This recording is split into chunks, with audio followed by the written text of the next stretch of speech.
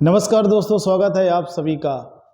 रोजाना की तरह आज हम लोग फिर से रात को 9 बजे अपने प्रैक्टिस के लिए तैयार हैं। आज का जो सेट है ना, उसमें बहुत ही बढ़िया बढ़िया क्वेश्चन भी हैं। कुछ तो ऐसे हैं जो आपके सीजीएल के मेंस लेवल के भी क्वेश्चन हैं, पर उससे घबराना नहीं है। उनका भी तरीका है आंसर निकालने का, उस पर भी अपन डिस्कशन करेंगे। तो आज कुछ क्वेश्चनों में आपको थोड़ा ज़्यादा समय भी मिल सकता है, ठीक है। तो प्रैक्टिस के लिए स्टार्ट करते हैं अपना सेशन। तो सबसे पहला क्वेश्चन देखते हैं क्या है। क्वेश्चन हमारा सबसे पहला टाइम एंड वर्क पर बेस्ड है।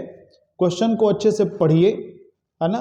क्वेश्चन को अच्छे से पढ़िए। यहाँ पे थोड़ी इन्फॉर्मेशन 2 बार रिपीट हो गई है, तो उसको सही कर लेना। क्या है, मैं पढ़ देता हूँ। कह रहा है कि ए बी से आधा कार्य कुशल है, हाफ एफिशिएंट है। ए और बी मिलकर जितना काम करते हैं, सी उससे आधा काम करता है। यदि सी अकेले उस काम को 40 दिन में करता है, तो इसके बाद ये डेटा थोड़ा रिपीट हो गया है, तो आप ये मानिए लाइन नहीं है। तो यहां से फिर से, तो ए बी और सी मिलकर पूरा काम कितने दिनों में करेंगे, ये क्वेश्चन है। आसानी से लगाइए, कोई कठिन क्वेश्चन नहीं है, आराम से।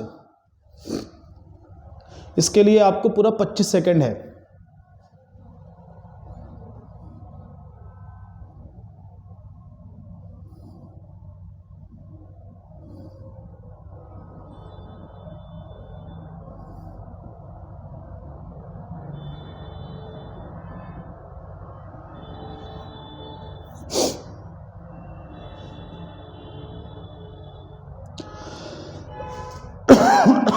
सॉरी, चलिए अब तक में आ जाना चाहिए। देखो, टाइम एंड वर्क का कैसा भी क्वेश्चन हो, अगर हमें लास्ट में कितने दिनों मतलब टाइम बताना है, तो सर हमारे पास वर्क और एफिशिएंसी होनी चाहिए कि आखिरकार काम क्या करना है और जिसे करना है उसकी एफिशिएंसी क्या है। तो यहाँ पे किसके लिए पूछा गया है? तीनों के लिए। तो हमें कहीं ना कहीं तीनों की एफिशिएंसी चाहिए और वर्क क्या करना है हमें ये भी पता करना है। तो क्वेश्चन ने एफिशिएंसी ही रिलेट किया है कि ए की जो एफिशिएंसी है वो बी से क्या है, आधी है, और ए और बी मिलकर जितना काम करेंगे उसकी आधी एफिशिएंसी सी की है। तो यहाँ एजम्पशन के थ्रू हम लोग जा सकते हैं। तो मान लिया ए बी से आधा है, तो मैंने बी की एफिशिएंसी को 4 मान लिया, तो ए की एफिशिएंसी क्या हो जाएगी, उसकी आधी, तो 2 हो जाएगा। तो दोनों की कंबाइन एफिशिएंसी कितनी हो जाएगी, ए प्लस बी 6 हो जाएगा, और इसका भी आधा कौन है, सी है।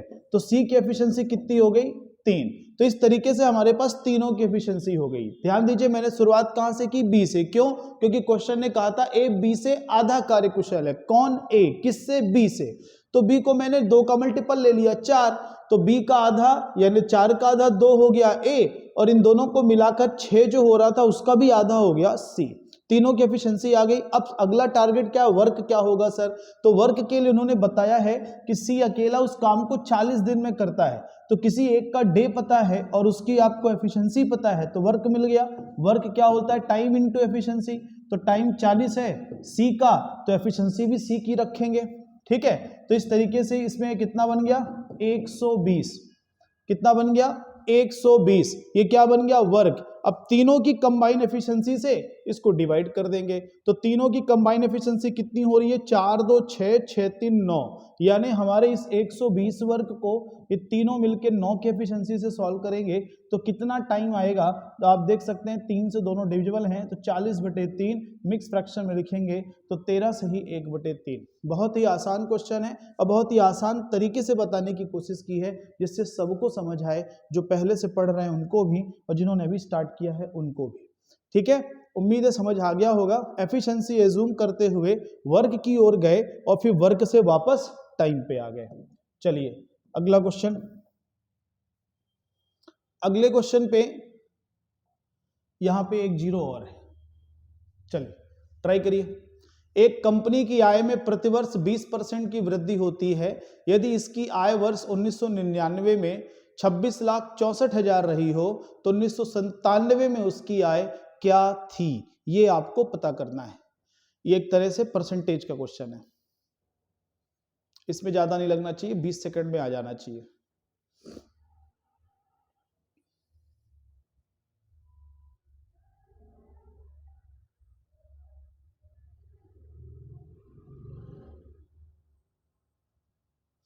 चलिए अब तक में आ जाना चाहिए।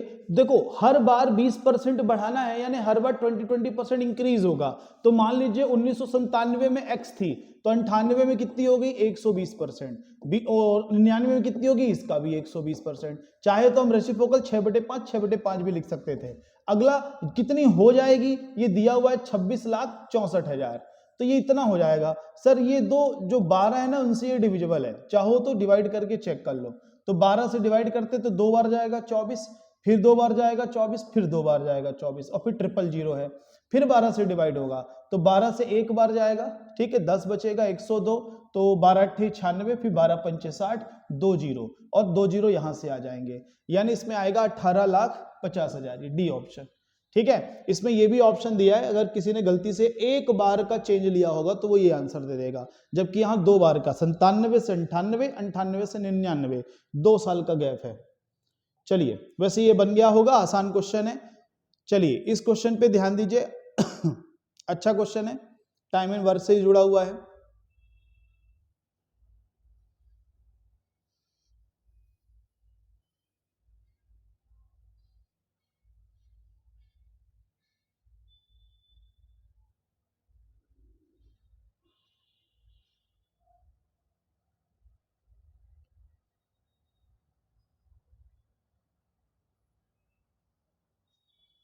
क्वेश्चन पढ़ के 20 सेकंड में आ जाना चाहिए, 20 सेकंड भी ज्यादा है पर हो गया, आ जाना चाहिए 20 सेकंड में।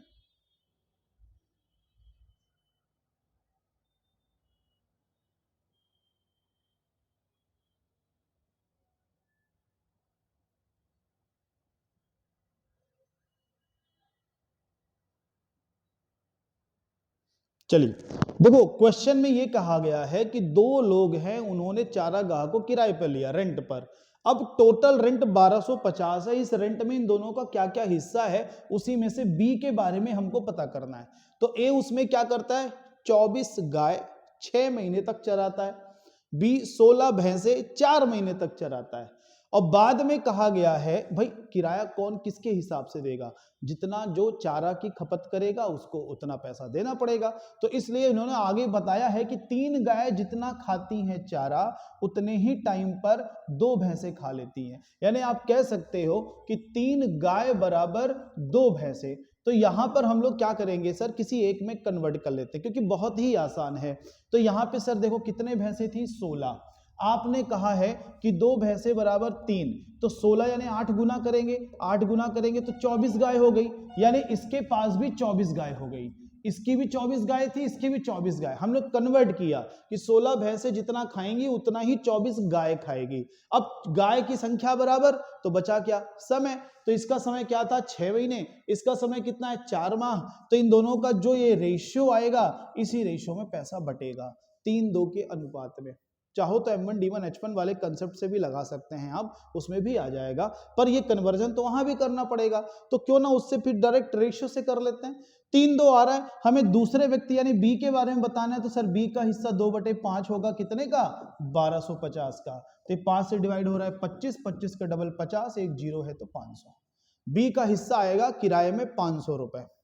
उम्मीद है बन गया होगा। पहले हम लोगों ने क्या किया कि कितनी गाय बराबर कितनी भैंस, जो क्वेश्चन दिया हुआ था उससे हमने बनाया कि 16 भैंसे बराबर कितनी गाय, तो हमने पाया गायों की संख्या बराबर आ गई, तो फिर वो मामला खत्म। अब बचा केवल टाइम, तो टाइम में अंतर जो था वही का रेशियो ले लिए और उसी से बी का किराया निकाल दिए। बाकी किराया समय से नहीं आएगा, किराया किस पे आएगा, जो जितनी खपत करेगा।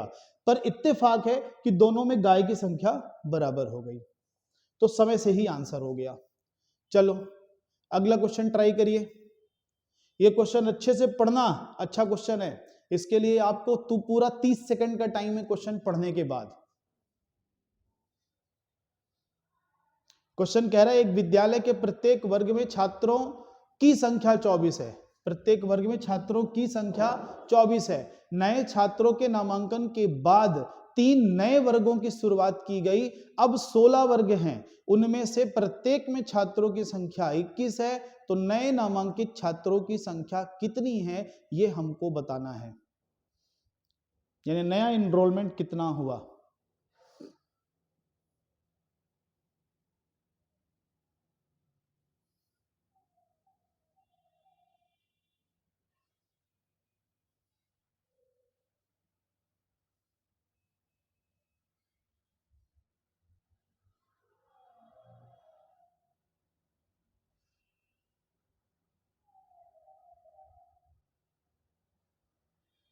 चलिए देखो, पहले कितने वर्ग थे हमें नहीं पता, लेकिन क्वेश्चन ने बाद में तो बताया ना कि अब 16 वर्ग हैं, और कितने वर्ग बढ़ाने के बाद 3, यानी पहले कितने रहे होंगे 13।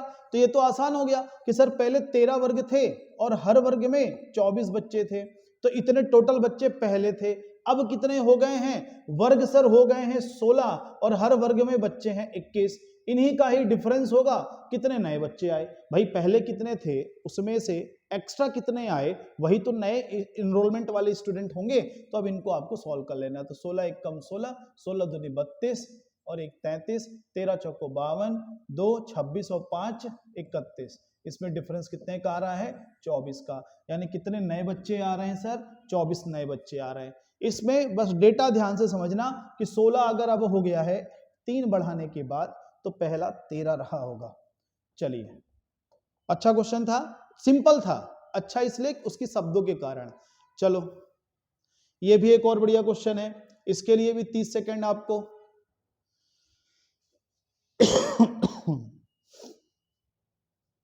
आज के लगभग क्वेश्चन सभी बढ़िया हैं, इसलिए आज आपको टाइम ज्यादा मिल रहा है।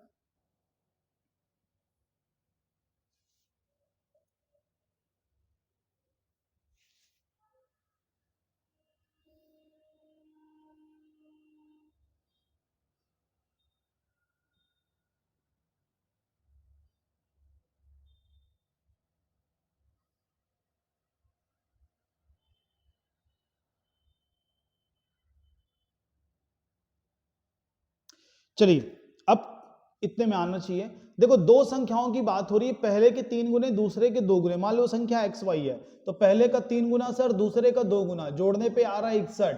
और फिर कह रहा है कि दूसरी बार पहले का 2 गुना यानी 2x, दूसरे का 3 गुना, ये कितना आ रहा है 59। हम लोग क्या करते हैं इनको जोड़ देते हैं, तो ये हो जाएगा 5x धन 5y, इधर जुड़ के 122। तो x प्लस वाई कितना हो गया सर, 5 से भाग कर देंगे तो 24।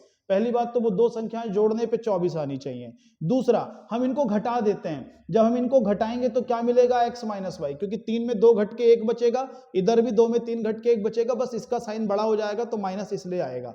61 में 59 घटाइए 2, तो सर वो संख्याएं होनी चाहिए जिनका अंतर 2 हो और जोड़ने पे 24। तो ऐसी संख्या कौन होगी 13 और 11, तो बड़ी संख्या बतानी है तो आंसर 13। आप इन दोनों को जोड़ दीजिए ना, तो 24 2 26, इधर 2x, इधर 2x बराबर आएगा 26, तो x बराबर हो जाएगा 13।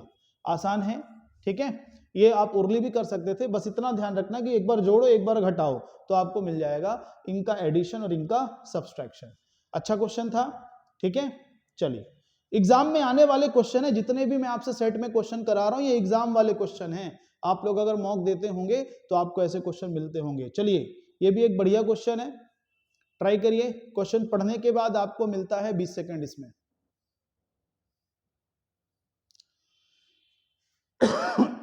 एक तरीके से टाइम एंड वर्क से जुड़ा है, और चाहो तो परसेंटेज से जोड़ सकते हो।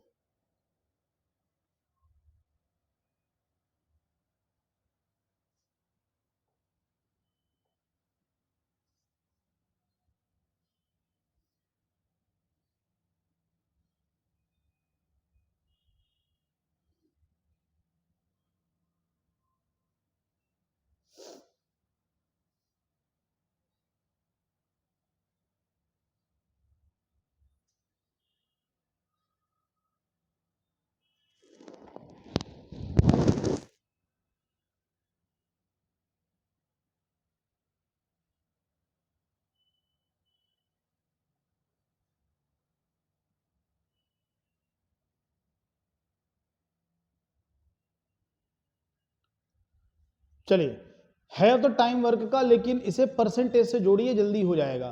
क्वेश्चन कह रहा है कि ए एक दिन में किसी काम का 1/18 हिस्सा करता है, बी उसी काम का 1/24 भाग कर पाता है, और सी उसी काम का 1/30 भाग कर पाता है।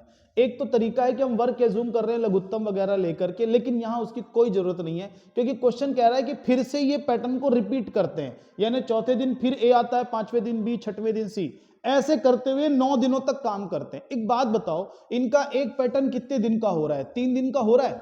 तो ऐसे ये अगर 9 दिन तक आ रहे हैं तो हर कोई 3-3 दिन आया, तो अगर हर कोई 3-3 दिन आया तो सर आखिरकार इनका हिस्सा कितना हो गया काम का, इसका हिस्सा हो गया 1/6, इसका हिस्सा हो गया 1/8, इसका हिस्सा हो गया 1/10। और तीनों रेसिप्रोकल बहुत आसान है, तो इसलिए इसको रेसिप्रोकल से कर दो। 1/6 सर होता है 16.66, आपका 1/8 कितना हो जाएगा 12.5%, और आपका 10 तो 10 ही % होता है, कोई दिक्कत ही नहीं। इनको जोड़ दीजिए आप, तो इनको जब जोड़ते हैं तो 16, 12, 28, 10, 38, और इधर से एक कैरी मिल जाएगा, तो लगभग में कह सकते हैं 39%, लगभग में कह सकते हैं 39%। ठीक है, काफी क्लोज होगा 39 से। तो इसको फ्रैक्शन से ही करिए आप, इसे 18, 24, 30 का लघुत्तम 360 लेके मत करिए, उसमें टाइम ज्यादा लगेगा। क्यों? क्योंकि लास्ट में कहीं ना कहीं परसेंटेज ही निकालना पड़ेगा, तो फिर से वो एक कैलकुलेशन आपकी बढ़ जाएगी। तो अगर रेसिप्रोकल पता है तो क्यों ना पहले उसको कर लीजिए, आसान क्वेश्चन था। चलिए, ये एक और प्रॉफिट लॉस का बढ़िया क्वेश्चन है। इस क्वेश्चन में आपको तुरंत आपके दिमाग में क्या होता है इस पे डिपेंड करेगा टाइम लगेगा या नहीं, क्योंकि बनेगा तो सबसे टाइम का ही है। अभी मैं आपको टाइम 30 सेकंड का दे रहा हूं क्वेश्चन पढ़ने के बाद। क्वेश्चन क्या है? 45 रुपए में 50 आम बेचने से एक फल विक्रेता को 10% का लॉस हो रहा है, तो वह अगर 32 रुपए में कितने आम बेचे कि 28% का लाभ हो? 28% का लाभ हो।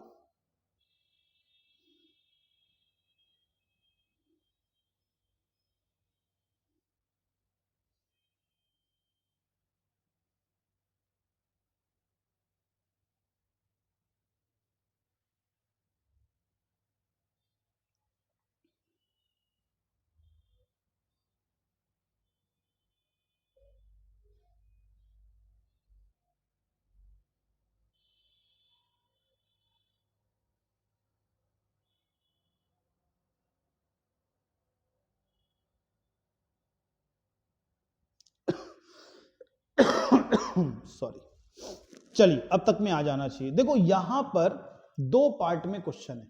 पहले पार्ट में कहा गया है कि सर उसे 10% का लॉस हो रहा है, और ये 45 रुपए में 50 आम बेचने से 10% का लॉस हो रहा है, और 32 रुपए में कितने बेचे कि 28% का लाभ हो। तो पहले हम देखते हैं 28% का रेसिप्रोकल क्या बनेगा। तो 28/100 का रेसिप्रोकल बनाने जाएं तो 7/25 बनेगा।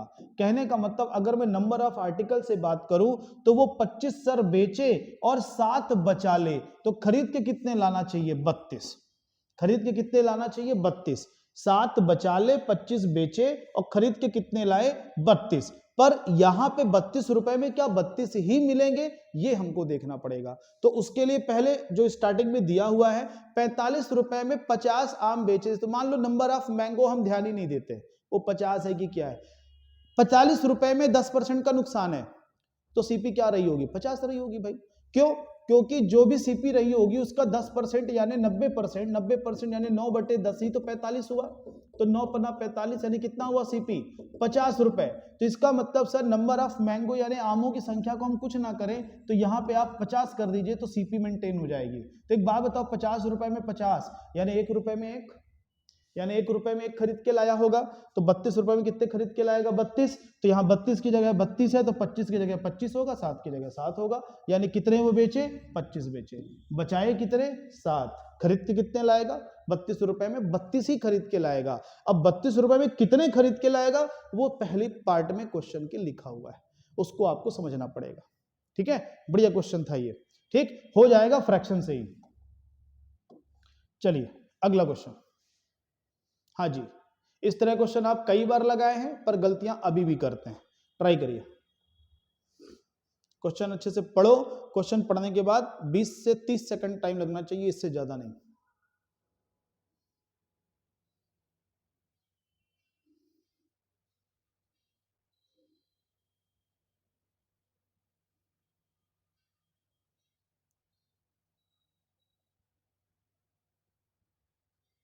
लास्ट का क्वेश्चन ध्यान से पढ़ना।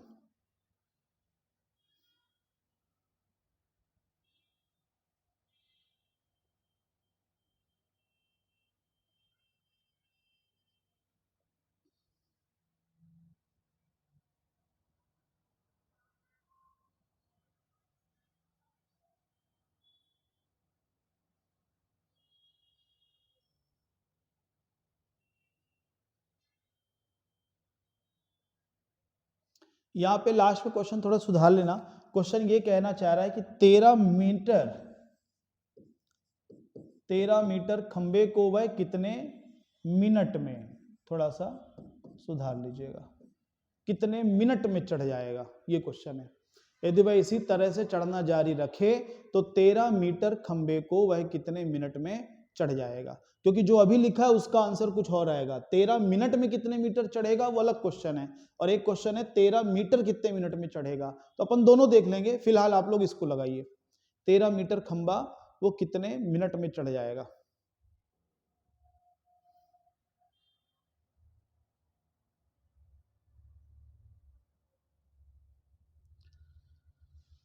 चलिए, क्वेश्चन कह रहा है कि 3 मीटर, पहले मान लो एक खंबा है, एक बंदर है, वो पहले मिनट में 3 मीटर चढ़ता है, पहले मिनट में 3 मीटर चढ़ता है, फिर अगले ही मिनट वो फिसल करके कितने मीटर, 1 मीटर फिसल जाता है। तो ओवरऑल हम कह सकते हैं कि सर वो 2 मिनट में 2 मीटर चढ़ पाता है।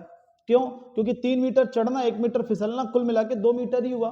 तो इस तरीके से 2 मिनट में 2 मीटर, हम क्या बोलेंगे, 2 मिनट में 2 मीटर, ऐसे बढ़ता चला जाएगा।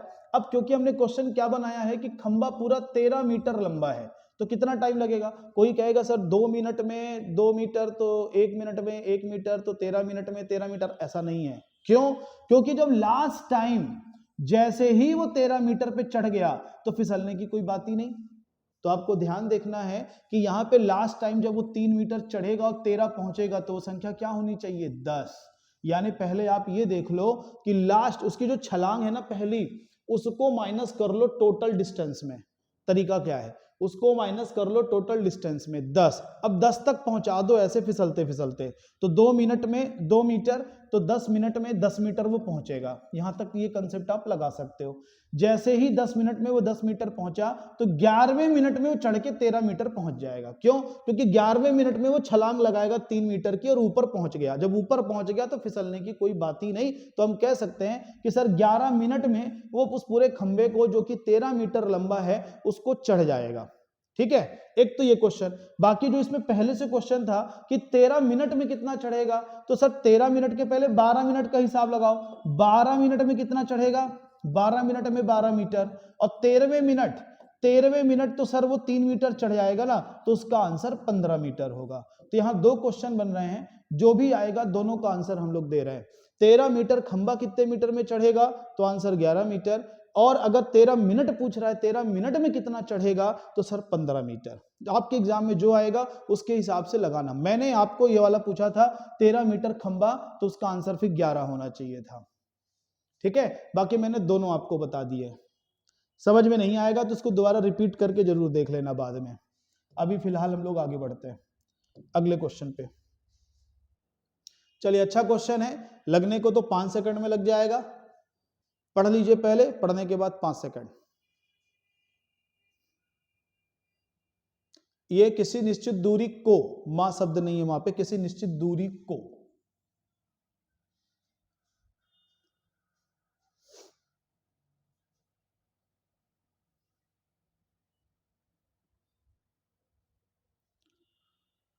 चलिए, इतने में आ जाना चाहिए। तो कह रहा है किसी निश्चित दूरी की, तो पहली चाल क्या होगी सर, दूरी बटे समय होता है, तो निश्चित दूरी को निश्चित समय में चला गया, पहली चाल। दूसरी चाल को क्या बोला गया, आधी दूरी को, तो दूरी आधा कर दिए। समय को क्या करने को कह रहा है, डबल कर दो। तो थोड़ा इसको सिंपल करेंगे तो क्या बनेगा, d/4t। हमसे कह रहा है दोनों स्पीड का रेशियो बताइए, तो दोनों स्पीड का रेशियो करेंगे d/t, इधर भी 1/4t और ऊपर d। ये केवल समझाने के लिए, बाकी आप सबको पता है इसका आंसर 4:1 होगा। क्यों? दूरी आधी हो रही है, समय 2 गुना ले रहे हो, तो इसका मतलब आप 1/4 स्पीड रख रहे हो, तो इसका 4:1, इसको तो पढ़ते ही आंसर देना चाहिए आप लोग को 4:1। बाकी ये समझाने का तरीका है कि आया कैसे, इन सब की कोई जरूरत नहीं। कोई चाहे तो नंबर भी अज्यूम करके कर सकता था कि सर मान लो 60 किलोमीटर जाता था 1 घंटे में, तो उसकी स्पीड 60 हुई। अब अगला क्या जा रहा है, आधी दूरी यानी 30, कितने घंटे में, इसका डबल 2 घंटे में, तो चाल कितनी हुई 15, तो 60-15 का अनुपात कितना आएगा, 4:1। तो मेरे ख्याल से अगर करना ही है ऐसे, तो इसके बजाय DTS मानने की जगह संख्या मान लीजिए, जल्दी हो जाएगा। चलिए, गुड। नेक्स्ट, ये आपका सबसे बढ़िया क्वेश्चन आज का, इसको आप समझ लीजिए। मेंसुरेशन के आपके CGL के रैंक का क्वेश्चन है, उस लेवल का क्वेश्चन है। इसके लिए मैं आपको पूरा 1 मिनट दे रहा हूं, आराम से लगाइए। क्वेश्चन पहले समझना आपके लिए बहुत जरूरी है, उसके बाद। और ये बता दूं जो आपके आंसर है वो लगभग में है, अप्रॉक्स में।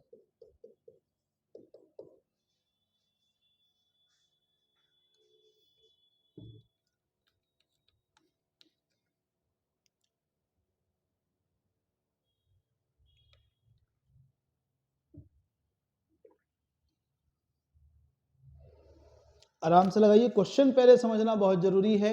क्वेश्चन समझो क्या कहना चाह रहा है, बहुत बढ़िया क्वेश्चन है, और डायग्राम के थ्रू करोगे तो समझ आएगा।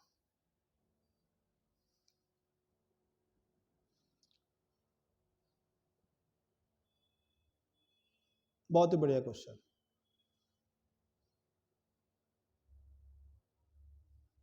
लेकिन प्रयास सभी करना, वेट मत करना कि सर कब बताएंगे, अपनी तरफ से प्रयास करिए।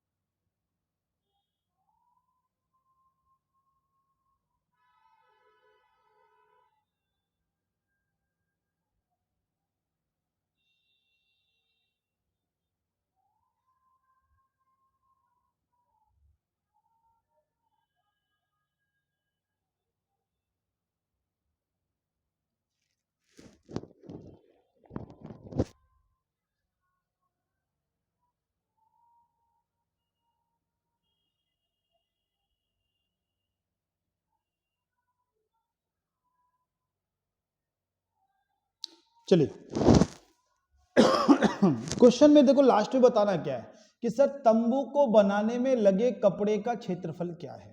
अब बात शंक्वाकार तंबू की हो रही है। हम सबको पता है कि जो कोन होता है, शंकु होता है, उसमें जो कपड़ा लगाया जाएगा वो इसके चारों तरफ लगाया जाएगा, नीचे नहीं लगाया जाएगा। कहने का मतलब गणित की भाषा में बोला जाए तो सर इसका जो वक्र पृष्ठ होगा, यानी जो इसका लेटरल सरफेस एरिया होगा, उतने में ही कपड़ा लगेगा। यानी आपको इसका लेटरल सरफेस एरिया चाहिए, वक्र पृष्ठ का क्षेत्रफल। और आप सबको सूत्र पता है कि वक्र पृष्ठ का क्षेत्रफल किसी भी शंकु का होता है पाई आर एल। यानी हमको चाहिए उस शंकु की रेडियस और उस शंकु की तिर्यक ऊंचाई, और इत्तेफाक से इस क्वेश्चन में दोनों ही नहीं दिया है, तो दोनों हमें निकालना पड़ेगा। कैसे निकालेंगे देखते हैं। क्वेश्चन ने कहा कि एक तंबू है जो कि शंक्वाकार है, शंक्वाकार तंबू की हमें ऊंचाई दी है, यानी ये जो परपेंडिकुलर डिस्टेंस है वो हमें पता है, ये वाली। आगे का क्वेश्चन समझिए। आगे के क्वेश्चन में कह रहा है कि इसके आधार केंद्र, आधार केंद्र मतलब इसकी बात हो रही है, इस आधार केंद्र से 6 मीटर की दूरी पर, यानी मान लो यहां पे मैंने 6 मीटर की दूरी पर एक और बांस यानी एक और छड़ी लगाई गई जो तंबू के कपड़े को छूता है। मतलब मान लो कुछ ऐसा, यूं यहां पे एक और बांस लगाया गया जो जाकर के तंबू के इस कपड़े को यहां पे टच कर रहा है, और ये जो बांस है इसकी लंबाई हमको बताई गई है 4.5, और ये केंद्र से कितनी दूरी पर है ये हमको पता है 6, ये पूरी ऊंचाई कितनी है 9 मीटर, ये हमको पता है। इतना समझ आया डायग्राम सबको। अब एक बात बताओ, रेडियस क्या होगी सर जो यहां तक पूरी डिस्टेंस जाएगी, ये रेडियस होगी, ठीक है। और हमें और क्या चाहिए, लेटरल, लेटरल साइड जो होगी इसकी तिर्यक ऊंचाई जिसको कहते हैं सर वो ये होगी। यानी अगर मैं इस डायग्राम को थोड़ा सा अलग बनाऊं तो ये कुछ इस तरीके का बना हुआ है, थोड़ी सी ज्योमेट्री लगेगी, यानी ये कुछ ऐसा बना हुआ है यूं, जिसमें ये 4.5 है, सॉरी ये 4.5 है तो ये भी 4.5 होगा, ठीक है। ये 6 है तो ये भी 6 होगा, और पूरा 9 है तो ये भी 4.5 हो गया। मतलब इतना हिस्सा 4.5, इतना हिस्सा 4.5, क्योंकि टोटल 9 दिया हुआ था। ये 6 है, ये 6 है। अगर मैं बात करूं इस ट्राइंगल की, जो मैं शेडेड कर रहा हूं इस ट्राइंगल की, और मैं बात करूं सबसे बड़े वाले ट्राइंगल की, जो इसमें सबसे बड़ा ट्राइंगल बना हुआ है ये वाले ट्राइंगल की, तो क्या आप लोग ये कह सकते हैं कि सर दोनों त्रिभुज समरूप हैं, सिमिलर हैं? थोड़ी सी ज्योमेट्री लगाइए। क्यों? क्योंकि सर 90 डिग्री इस पे भी है, 90 डिग्री इस पे भी है, ये एंगल इसके बराबर हो जाएंगे, है ना। ये 6 है तो कहीं ना कहीं समानांतर हो गए, तो इसलिए हम कह सकते हैं ये भी बराबर हो जाएंगे। तो इस हिसाब से, और ये एंगल कॉमन है ही, तो समरूप तो हो ही रहा है। अब समरूप की फायदा क्या है कि सर इसकी संगत भुजाओं का अनुपात बराबर होता है। तो इसकी संगत भुजाओं का अनुपात कितना आ रहा है, छोटे वाले त्रिभुज का 4.5 तो बड़े वाले त्रिभुज का 9, संगत भुजा ये आ रही है। इसका 6 तो इसका कितना आना चाहिए, तो सर अगर ये 1:2 के अनुपात पे है तो फिर ये 12 होनी चाहिए, यानी यहां से लेके यहां तक, यानी इस केंद्र से लेके यहां तक की दूरी 12, तो रेडियस मिल गई 12। अब अगर आपको रेडियस मिल गया और ये आपको पहले से पता 9 है, तो एक समकोण त्रिभुज के 2 भुजाएं जो कर्ण के अलावा है आपको पता चल गया कि ये 9 ये 12, तो सीधी सी बात ये 15 होगा। जिनको ट्रिपलेट याद होगा, जिनको ट्रिपलेट याद नहीं तो पाइथागोरस थ्योरम लगा सकते हैं। 12 का वर्ग 144, 9 का 21, 81 दोनों जोड़िए 225, किसका वर्ग होता है 15 का, यानी लेटरल साइड भी हमको मिल गई कितनी 15।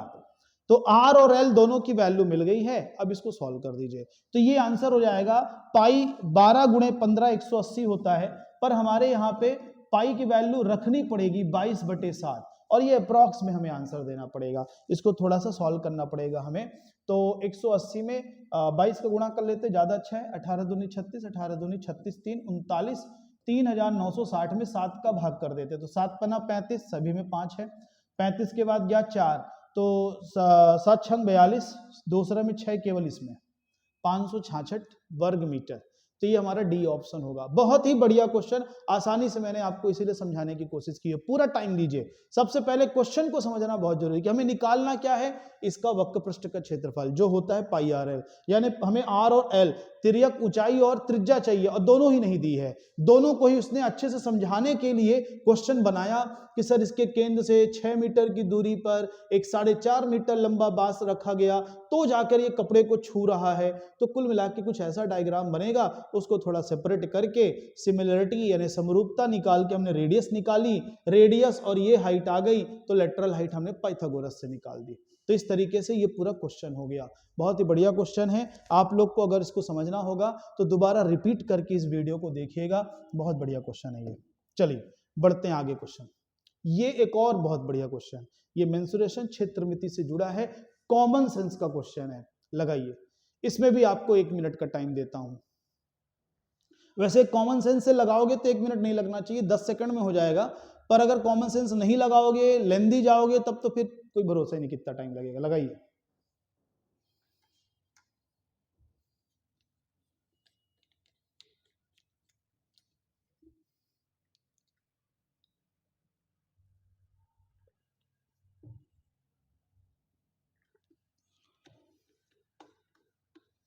क्वेश्चन पढ़िएगा बहुत अच्छे से।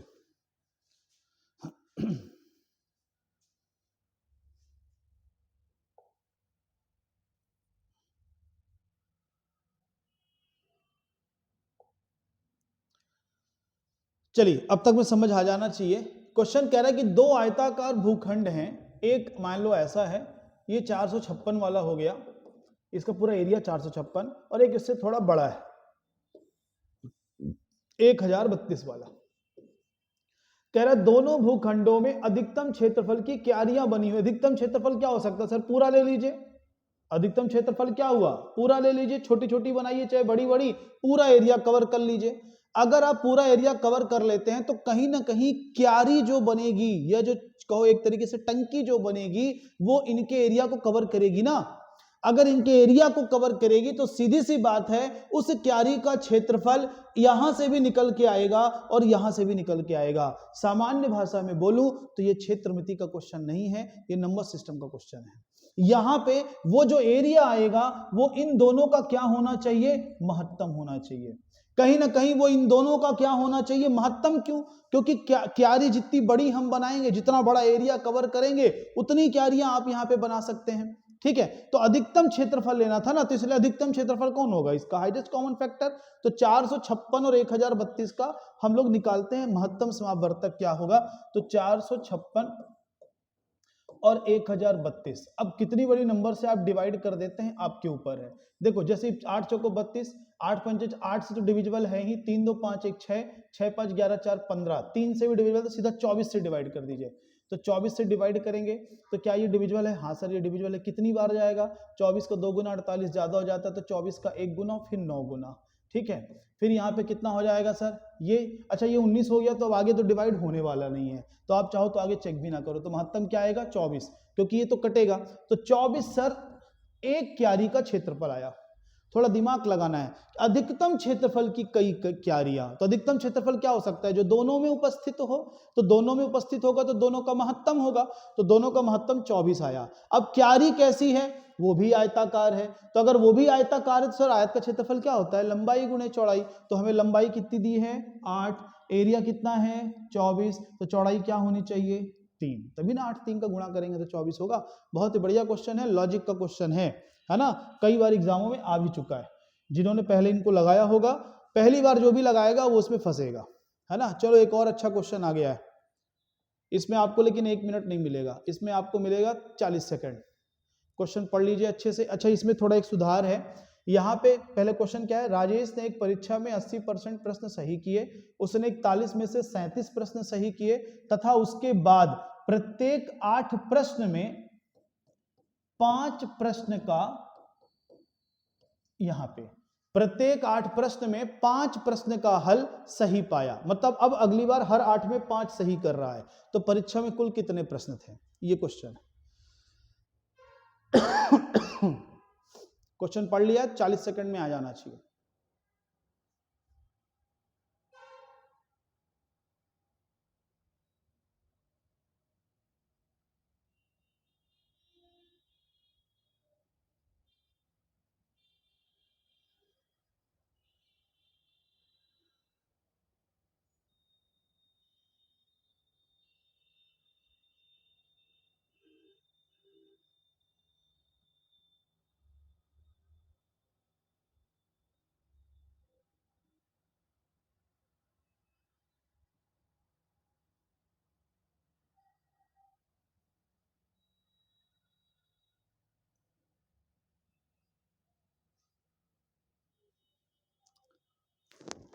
ऑप्शन से भी कर सकते हैं, एक आप तरीका ऑप्शन भी अपना सकते हैं, पर एक ऑप्शन में एक रिस्क रहता है कि सभी चेक करने पड़ गए तो टाइम उतना ही लग जाता है।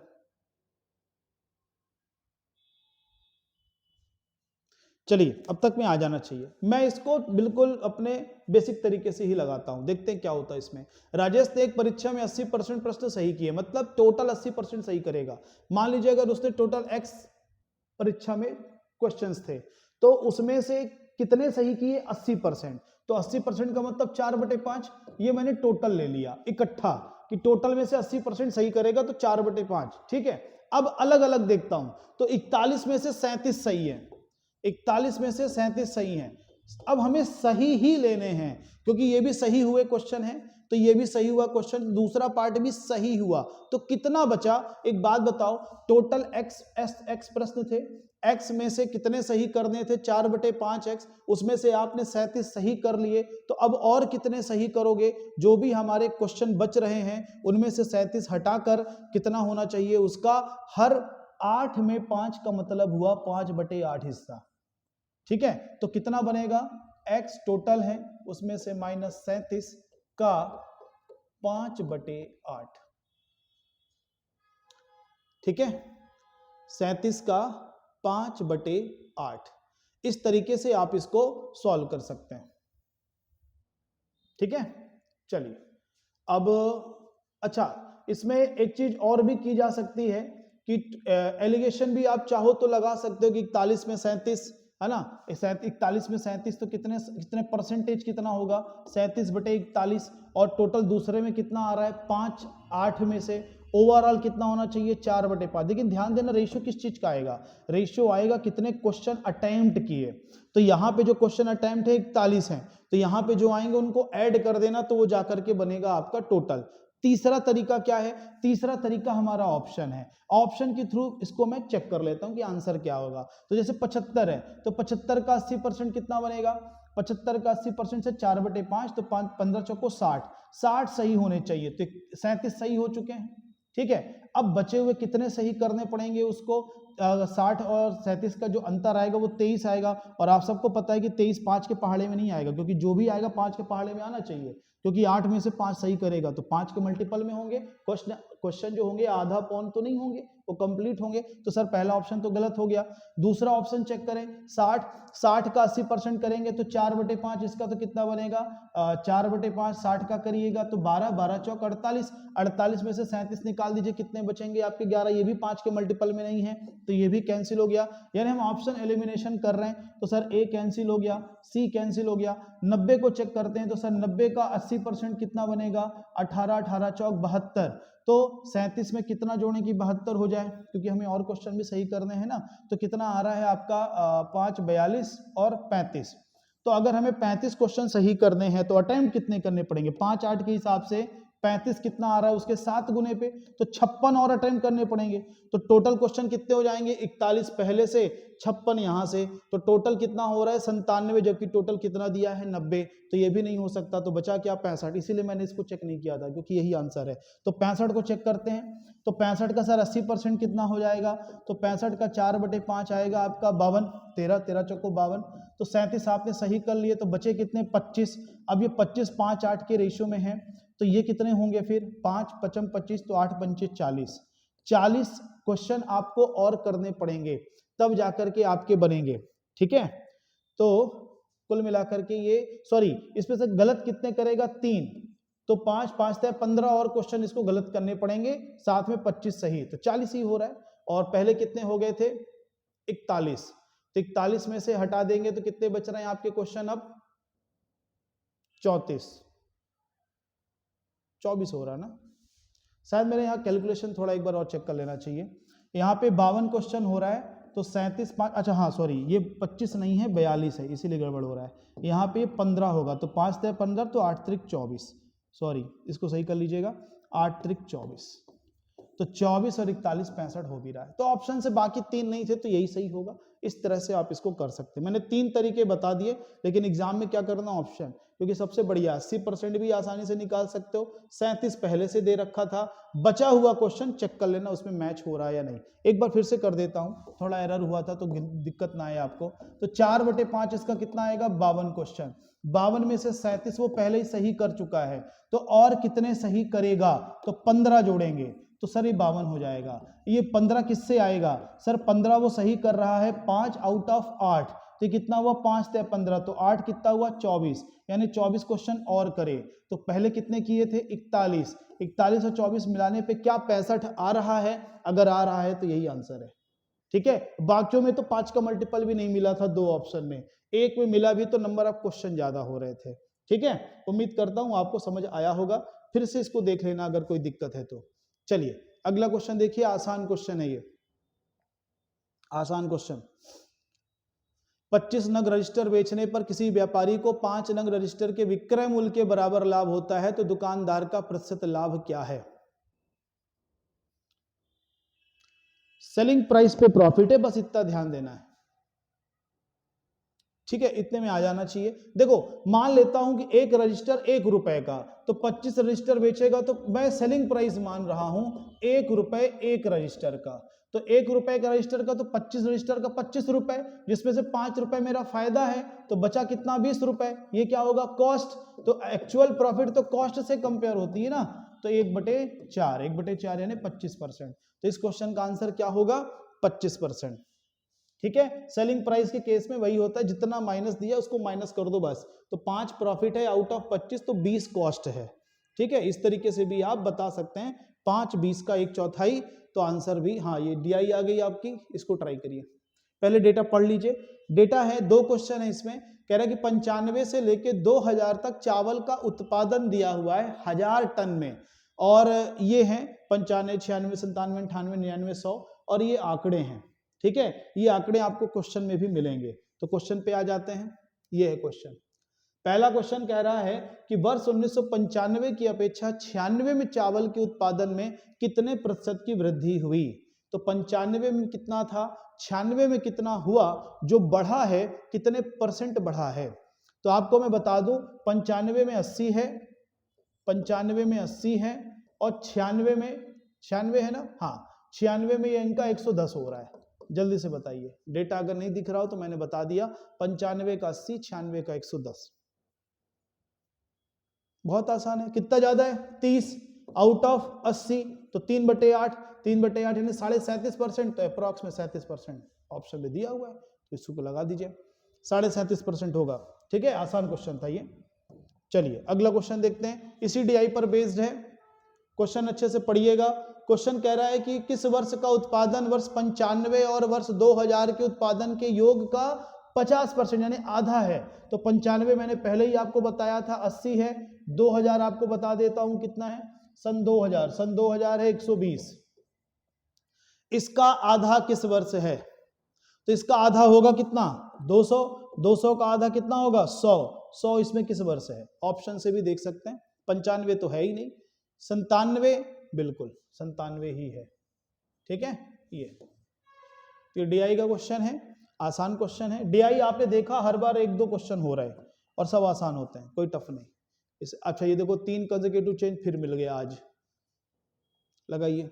तो जो नए हैं ना, इन क्वेश्चनों को बार बार लगा लगा करके आप सीख जाओगे ये कैसे लगते हैं। 30%, 20%, 10%, 3 लगातार डिस्काउंट है, उनका एक वैल्यू क्या होगी अगर इनको एक में कन्वर्ट करना चाहें तो?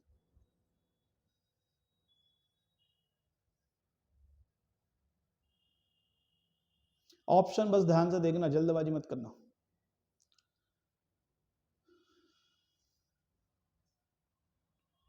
चलिए तो मान लीजिए पहले वो कितना था, 100 रुपए, तो 30% का डिस्काउंट हुआ तो 70% बचा, फिर 20% का डिस्काउंट हुआ तो 80% बचा, फिर 10% का डिस्काउंट हुआ तो 90% बचा। तो ये 2 जीरो यहां से कट गए, 2 जीरो यहां से कट गए, तो ये कितना हुआ? आपको इसको इंटू कर लेना, तो 9 8 72, 72 में 2 का भी गुणा करना है, तो 49.4। लेकिन ये आंसर नहीं है, 49.4 बचेगा, तो घटा कितना? 100 में माइनस करेंगे तो 49.6। इसलिए मैंने कहा था ऑप्शन ध्यान से लगाइएगा। ठीक है, उम्मीद है ये सबको आता होगा अब।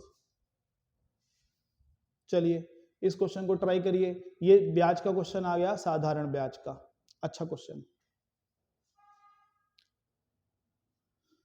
अच्छा मतलब लॉजिक से लगाइए, ओरली हो जाएगा। 450 रुपए की धनराशि साधारण ब्याज पर 3 वर्षों में 504 रुपए हो जाती है, तो उसी ब्याज दर पर 650 की राशि 2.5 वर्षों में कितनी हो जाएगी? अमाउंट बताना है आपको, कितनी हो जाएगी?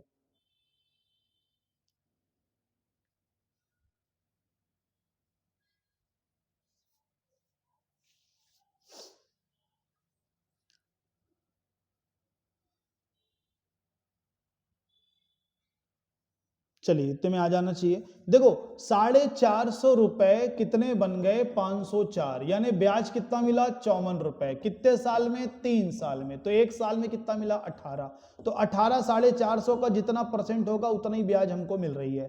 तो कितना हो रहा है? 18 से डिवाइड करो तो कितना बनेगा? 36, 18 पंचे, तो 25 चौको 100। ये कैलकुलेशन सारी आप ओरली कर सकते हैं। तो 1 साल का 4%, तो 2.5 साल का 10%, 2 साल का 8, आधे का 2, तो 10%। तो 10% 650 का कितना हुआ? 65 रुपए ब्याज मिलेगी सर। तो 65 रुपए ब्याज, 650 मूलधन, तो मिश्र धन 715 रुपए। इसलिए मैंने कहा था ये आसानी से हो जाना चाहिए आपसे।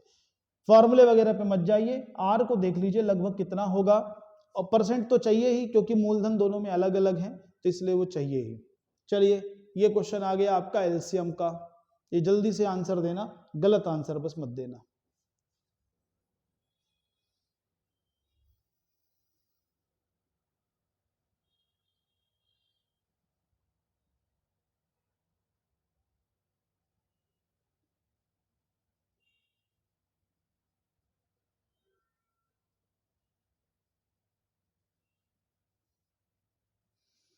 चलिए क्वेश्चन ये कह रहा है कि एक 6 घंटियां हैं जो एक साथ बजना शुरू होती हैं, तो इनका जो अंतराल है 2 second, 4 second, 6 second, 8 second, 10 second, 12 second, इनके अंतराल पे बजती हैं। तो 30 मिनट में एक साथ कितनी बार? पहले बात तो देखो ये इकट्ठा बजेंगे कितने कितने टाइम पर, तो हम सबका लघुत्तम ले लेंगे। तो 2 4 6 8 10 12 का लघुत्तम क्या बन जाएगा? 120।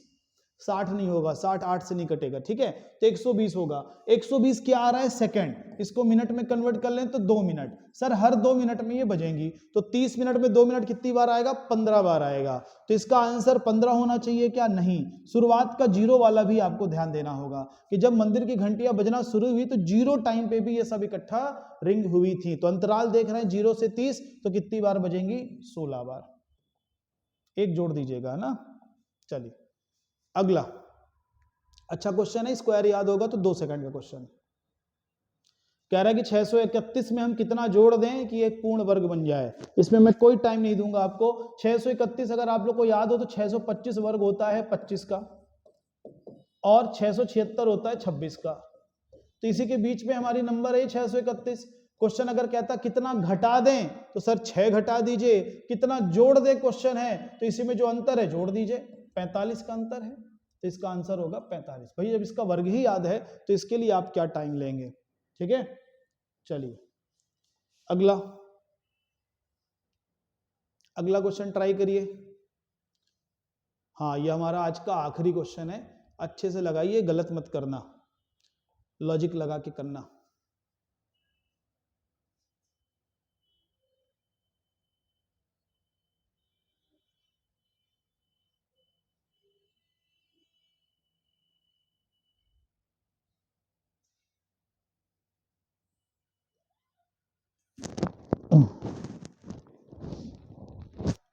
चलिए अब तक में तो आ जाना चाहिए। देखो इसको बेसिक तरीके से भी लगा सकते हैं पर उसकी कोई जरूरत नहीं है। यहाँ पे n संख्याएं हैं, x औसत था, ठीक है, संख्या नहीं पता, औसत नहीं पता, ठीक। दो संख्याओं में से प्रत्येक में 36 घटाया, 1 से 36, 2 से कितना हो जाएगा? 72। हमने 72 घटाया है तो सीधी सी बात है औसत घटेगा। औसत कितना घट गया? पहले औसत था x, अब कितना हो गया? x माइनस 8, यानी 8 घट रहा है। एक बात बताइए, टोटल 72 घटा और औसत घटने का मतलब हर एक से कितना घटा? 8, तो टोटल कितने थे? 9। 8 9 72 ना, तब ना टोटल, क्योंकि ना कोई बढ़ रहा है ना कोई घट रहा है, संख्याएं नहीं बढ़ घट रही हैं, उनकी वैल्यू बढ़ घट रही है। आप दो संख्याओं को 36 36 घटा रहे हो, दो संख्याएं शामिल नहीं हो रही हैं और ना ही दो संख्या बाहर जा रही हैं कि नंबर की हमें जरूरत है। यहां कोई जरूरत नहीं है, क्यों? क्योंकि टोटल एवरेज में 8 का फर्क आ रहा है, तो 72 टोटल फर्क है, तो कितने से गुणा करें 8 का कि 72 हो जाए? 9, यानी 9 संख्याएं थी, यानी टोटल पहले कितनी संख्याएं थी हमारे पास यहाँ पे? 9। चलिए तो ये हुआ आज का क्वेश्चन।